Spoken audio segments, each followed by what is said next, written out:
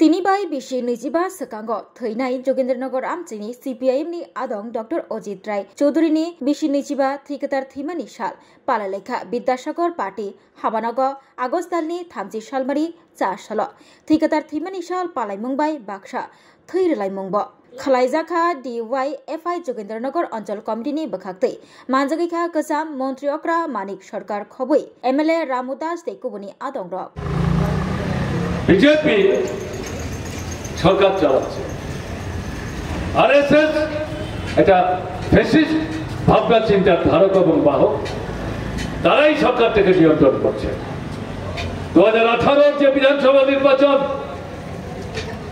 কেউ এই নির্বাচন নিয়ে প্রশ্ন তোলেননি বামফ্রন্ট সরকার ছিল 92% মানুষ ভোট দিয়েছে রাত্রে 1টা পর্যন্ত ভোট দিয়েছে মুসলিম মা 6 মাসের শিশু পুড়ে দিয়ে শীতের রাত নির্ভীকভাবে ভোট দিয়ে গেছে কোনো অসুবিধা হয়নি আমি কৈলাসহরের কথা বলছি শেষ পর্যন্ত খবর নিচ্ছিলাম ভোট শেষ হলো কিনা সেই তথ্যের ভিত্তিতে আমার এখনো মনে আছে এটা আপনাদের সামনে উল্লেখ করার চেষ্টা করি ভোট হলো সংবাদপত্র বাইরের এবং রাজ্যে বিশেষ করে বিরোধী দলের নেতৃত্বের সঙ্গে কথা বলে জানবার চেষ্টা করেছেন এই যে ভোট হলো এই ভোট নিয়ে আপনাদের কোনো প্রশ্ন আছে বলে না নির্বিঘ্নে ভোট হয়েছে মানুষ স্বাধীনভাবে ভোট দিয়েছেন ভোট নিয়ে আমাদের কোনো প্রশ্ন নেই ভোট গণা হল তারা জয়যুক্ত হলেন সরকার তারা তৈরি করলেন আমরা বামপন্থী ফ্রন্টের পক্ষ থেকে জনগণের এই যে রায় মাথা পেতে আমরা বুঝতে পেরেছি তাদের যে প্রলোভনের ফাঁদ 293টা প্রতিশ্রুতি তার মধ্যে বাছাই করা 10টা অর্থনৈতিক বিষয়কে যুক্ত করে এতে মানুষ মোহগ্রস্ত হয়েছেন বিভ্রান্ত হয়েছেন বিপদগামী হয়েছে আমরা আশ্বস্ত ছিলাম যে মানুষ জীবনের অভিজ্ঞতায় বুঝতে পারবেন যে এটা অসত্য প্রতিশ্রুতি এটা তারা কার্যকরী করবে না বাস্তবিত করবে না মানুষ জীবনের অভিজ্ঞতায় তাদের বিরুদ্ধে মুখ খুলবেন প্রতিবাদী হবেন লড়াইয়ের ময়দানে সমবেত হবে বিজেপি বুঝতে পেরেছিলেন সময় দিলে মার্ক্সবাদী কমিউনিস্ট পার্টি তার নেতৃত্বে বামফ্রন্ট ঘুরে দাঁড়াবে জনগণকে সংঘবদ্ধ করে এই সরকারের বিরুদ্ধে বৃহত্তর আন্দোলন গড়ে তুলবে কাজেই সময় না দিয়ে মার্ক্সবাদী কমিউনিস্ট পার্টিকে চিহ্নিত করে আক্রমণ বামফ্রন্টের বিরুদ্ধে আক্রমণ নিঃশেষ করে দাও একটার পর একটা গণতান্ত্রিক যে ব্যবস্থা সেগুলিকে ধ্বংস করে দেওয়ার পথ নিয়ে এই বিজেপি সরকার অগ্রসর হওয়ার চেষ্টা করে এবং এই যে আজকে আমরা এখানে সভা করছি 2025-এ 30শে আগস্ট 18-র পর থেকে এখন অব্দি যতগুলো নির্বাচন বিজেপির দুঃশাসনে ত্রিপুরায় সংগঠিত হয়েছে সে পঞ্চায়েত নগর পঞ্চায়েত এডিসি লোকসভার নির্বাচন এবং বিধানসভার নির্বাচন মন্ডলীর একটা উল্লেখযোগ্য অংশ স্বাধীনভাবে তারা ভোট দিতে পারে প্রহসন পরিণত করে এরা এই সমস্ত প্রতিষ্ঠানগুলো যেমন দখল করেছেন সরকারটাও হাঁটতে হাঁটতে সেখানে রক্ষা পেয়েছেন তীব্রমথার যে বিশ্বাসঘাতকতা উপজাতি ভোটার যারা তাদের প্রতি এর সুযোগ নিয়ে তারা এখন সরকার চালাচ্ছে ভোল লুটতরাজ দৈহিক আক্রমণ ব্যবসা বাণিজ্যের বিরুদ্ধে আক্রমণ এই সমস্ত ক্ষেত্রে ত্রিপুরা রাজ্যের মধ্যে একটা অরাজক পরিস্থিতি বিরাজ করছে এই পরিস্থিতিতে দাঁড়িয়ে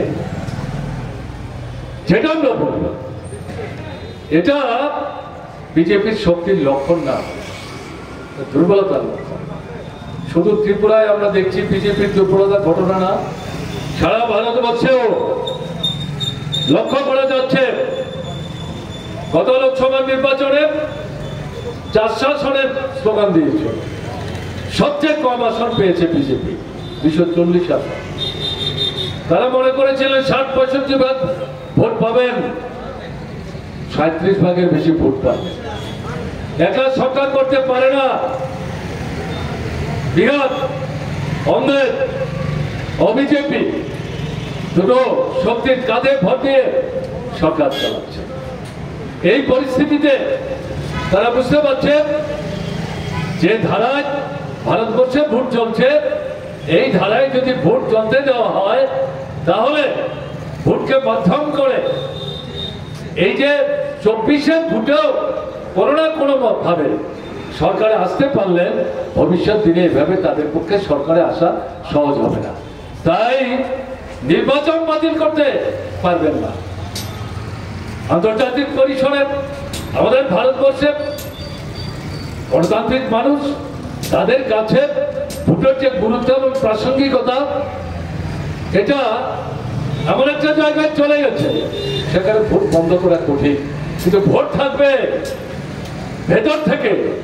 ভোটটাকে অন্তঃসার শূন্য করে দেওয়ার জন্য তারা নির্বাচন কমিশন নিজেদের মতো করে তৈরি করেছে।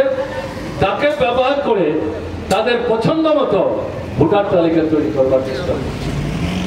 বিহার দিয়ে শুরু হয়েছে, 65 লক্ষ ভোটারের নাম বাতিল করেছে। এর মধ্যে মুসলমান, তপশিলি জাতি, তপশিলি উপজাতি, দিনমজুর, ক্ষেত মজুর, পরিযায়ী শ্রমিক, এরাই সবচেয়ে বেশি।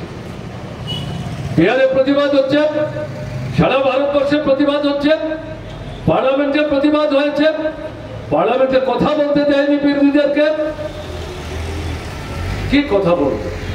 আত্মপক্ষ সমর্থনের কোন অবস্থা তাদের নেই এবং এটা পরিষ্কার হয়ে যাচ্ছে।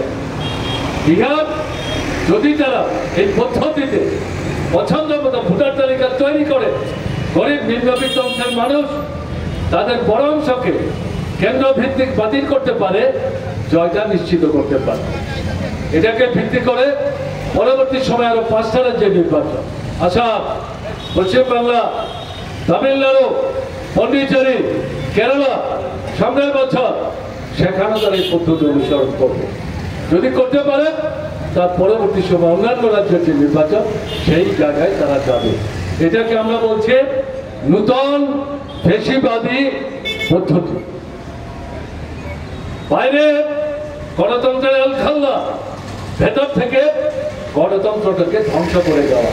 ভোট হবে, আপনার আমার নাম থাকবে না, আমি আপনি ভোট দিতে পারবো না, অথচ আমরা ভারতবর্ষের স্থায়ী বাসিন্দা। এর আগে পরপর বিভিন্ন ভোটে আমরা ভোট দিয়েছি, কিন্তু এখন বিজেপির দলতে আমার আপনার ভোট দেওয়ার অধিকার থাকবে না, কারণ আমার আপনার উপর তারা বিশ্বাস রাখতে পারছে না। ভোট দিতে গেলে পরে তাদেরকে আমি আপনি ভোট দেব, বরং তারা উল্টো ভাবছে আমরা যদি ভোট দিতে যেতে পারি তাহলে তারা জিতবে না, তারা হারবে। কাজেই এই যে বিষয়টা, এটাকে আমরা বলছি নয়া ফ্যাসিবাদী একটা পদ্ধতি, যে পদ্ধতি অনুসরণ করে বিজেপি অগ্রসর হওয়ার চেষ্টা করছে। বিরোধী দলের যে সরকারগুলো, সেগুলোকে তাদের পছন্দের লোককে রাজ্যপালের আসনে বসিয়ে দুর্বল করার চেষ্টা করছে। কেন্দ্রের তরফ থেকে যে কর্মসূচিগুলি রাজ্যে রাজ্যে প্রতিপালিত হয়, বিরোধীদের দ্বারা পরিচালিত যে রাজ্যের সরকার, সেই রাজ্যে কেন্দ্রের সরকার একই প্রকল্প রূপায়ণ করার জন্য যে টাকা রাজ্য সরকারকে দেওয়ার কথা, সেই টাকা তারা দিচ্ছে না। এখন নতুন আইন আরেকটা আনছে, সেটা কি প্রধানমন্ত্রী, কেন্দ্রের মন্ত্রী, রাজ্যের মুখ্যমন্ত্রী, রাজ্যের মন্ত্রী, তাদের বিরুদ্ধে যদি কেউ অভিযোগ করে, মামলা যদি চলে এবং এরা যদি 30 দিন পুলিশের কাছে আবদ্ধ থাকে অথবা জেলে থাকে, এর মধ্যে এরা যদি পদত্যাগ না করে 30 দিন শেষ হওয়ার পর 31 দিনের মাথায় স্বাভাবিকভাবেই এই আইনের জোরে তারা ক্ষমতা পায়। তার অর্থটা কি? এটা বিজেপি সরকারের বিরুদ্ধে ব্যবহারের জন্য না। যদিও বলছে প্রধানমন্ত্রী, আরে প্রধানমন্ত্রী ভারতবর্ষে, তাকে গ্রেফতার করবে, এটা হাস্যকর কথা। এটা মানুষকে বিভ্রান্ত করার জন্য আসলে রাজ্যপাল ব্যবহার করেও কেন্দ্র টাকা না দেওয়ার পরেও এই রাজ্যগুলি লড়াই করে মানুষের পাশে দাঁড়িয়ে মানুষের সাথে যে কাজ করছে তার প্রতিফলন হিসেবে বিজেপি সেই রাজ্যগুলোতে আরো কোণঠাসা হচ্ছে। কাজে এই পরিস্থিতিতে সেই রাজ্যগুলোকে ভেঙে তছনছ করে দিয়ে প্রশাসনের উপর খবরদারি জারি করে সেখানে সামনের ভোটে জয় হাসিল করবার জন্য এই নতুন ষড়যন্ত্র করে তারা অগ্রসর হওয়ার চেষ্টা করে।